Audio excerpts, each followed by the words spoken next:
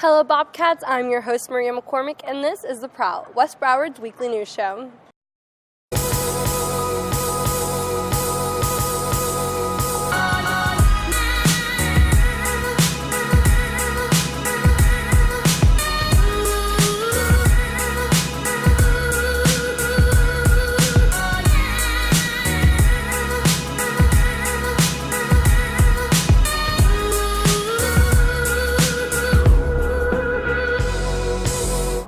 This week, our Bobcats have been giving back to the community in various ways.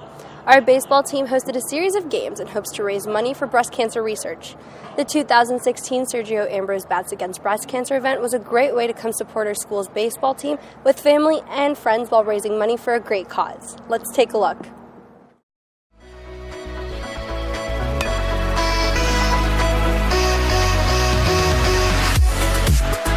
And a 2016 breast cancer survivor.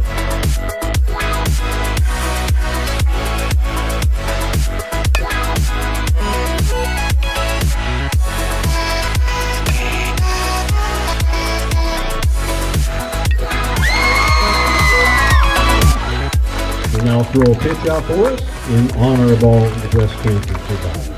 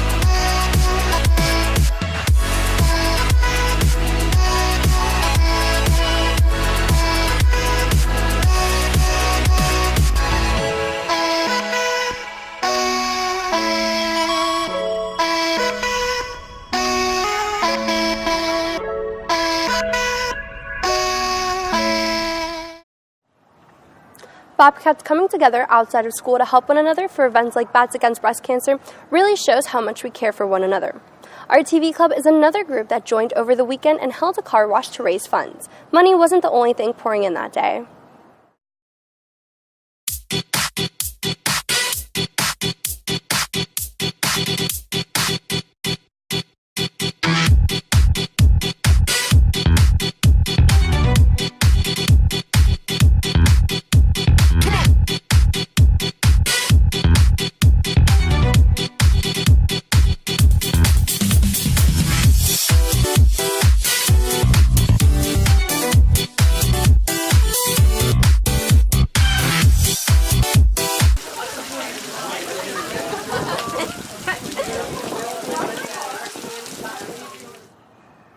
Now that we've recapped a few events, it's time for a break.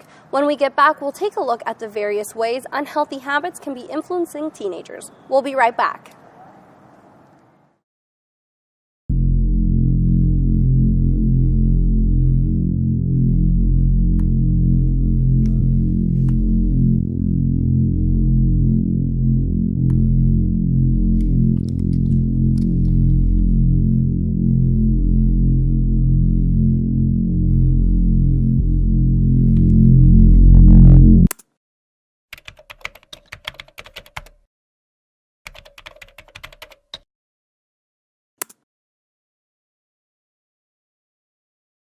I was born into normal circumstances. My family lived a suburban life until I turned 1, when our home situation became problematic. My father's alcoholism relapsed, an affliction my family didn't even know he had. When I was 3, he quit his job and would spend all day drinking bottles of hard liquor. When he left, I didn't see my father for 5 years, and currently I refuse to see him. My trust in him is non-existent as our relationship. For years I blamed myself for his alcoholism and had nightmares about his drinking. For years I struggled with handling my emotions and connecting with others. The scariest monster to me when I was little wasn't under my bed. It was my father.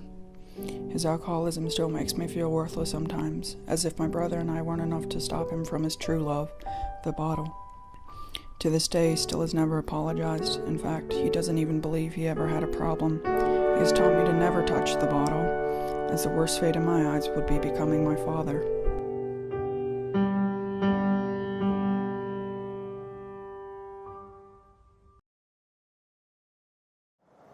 Welcome back. Although there may be restrictions on what food students can purchase inside of schools, doctors worry about what influences students may be receiving outside of school. Isabel McCann has more on the topic. Parents can only give good advice or put them on the right paths, but the final forming of a person's character lies in their own hands. Since Anne Frank wrote this in the 1940s, the role of developing children that parents had fulfilled is increasingly carried out by larger institutions, leading to controversy over food choices and sparking debate on whether children are responsible enough to make decisions about their health. In 2010, Congress passed the Healthy Hunger-Free Kids Act, which allowed the USDA to regulate school meal programs, leading to healthier options in school lunches, breakfasts, and vending machines. These restrictions offended students who felt that they were mature enough to make their own food choices. Minors' food options are further swayed outside of school.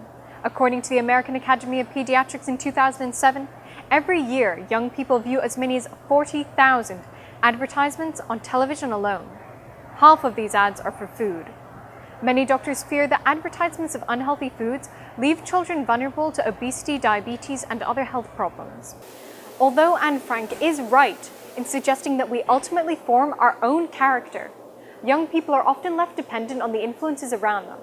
Therefore, when it comes to something as delicate and valuable as health, it is our responsibility to make good advice and the right path the only options.